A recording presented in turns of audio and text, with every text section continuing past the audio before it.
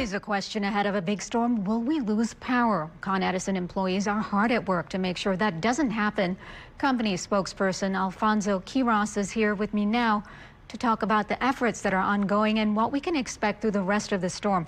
Alfonso, thanks so much for being with us tonight.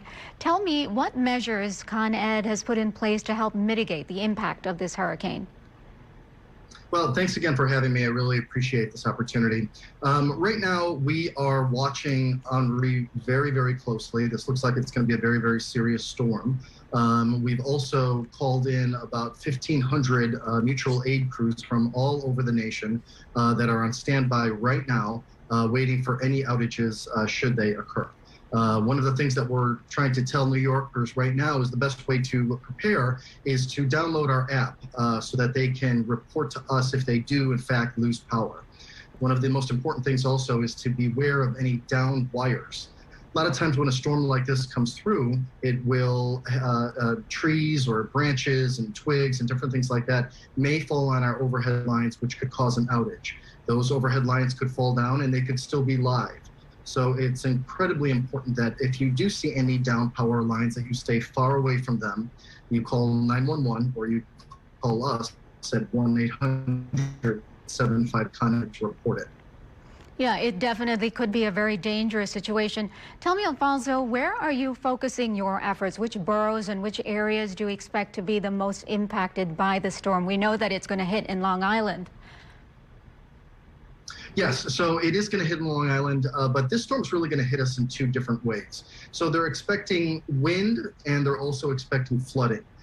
We have a system that is basically divided in two. We have our overhead system and we have underground. Overhead is areas like Bronx or Westchester County or Staten Island, and the remainder of the city is pretty much underground.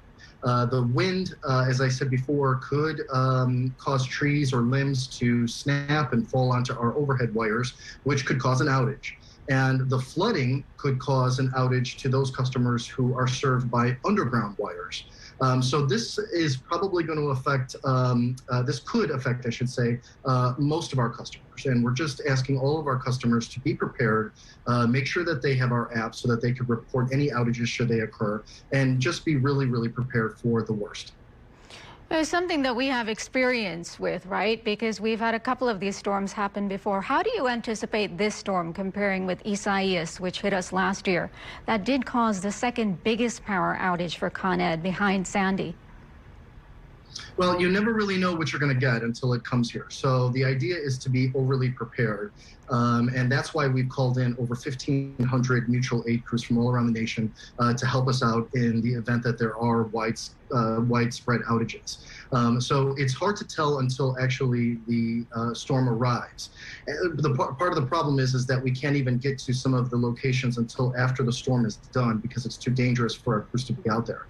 So once the storm passes, that's when we are going to send out what's called our assessors, and they will assess the damage to find out which areas that they will need to make repairs to. And by and large, our rule is to try to restore equipment that feeds the majority of customers that are out, and then work our way down from there. Now, what do you think the biggest challenges that will be posed for your team? Well, there's always a lot of challenges during things like this.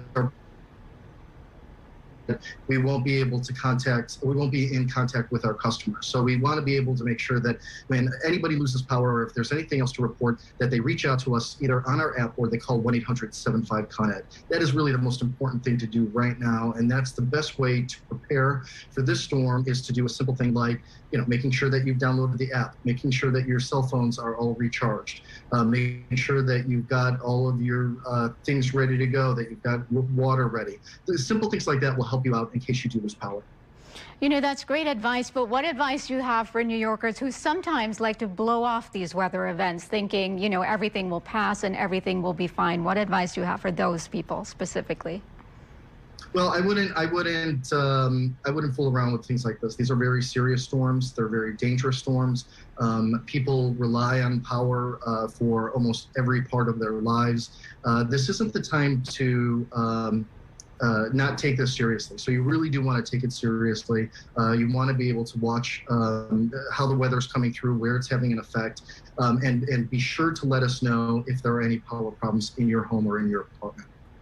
And really quickly, when do you think that you will mobilize? I know you say you have 1,500 people on standby and ready to go. Does that happen during the storm, or do you wait till the brunt of it passes? No, you don't want to wait till the brunt of it passes, because then a lot of times these mutual aid crews are probably going to be somewhere else. So today I spent the entire day in Jamaica, Queens with hundreds and hundreds of crew members from a lot of southern states, from all the way from Texas to Alabama to Pennsylvania. All of these people have come in and they're waiting right now for the storm to come and for outages to happen. And as soon as that happens, we are going to deploy these people out to make restorations as quickly and safely as we possibly can. And very important, stay away from those downed wires and trees. Thank you so much, Alfonso Quiroz. Thank you.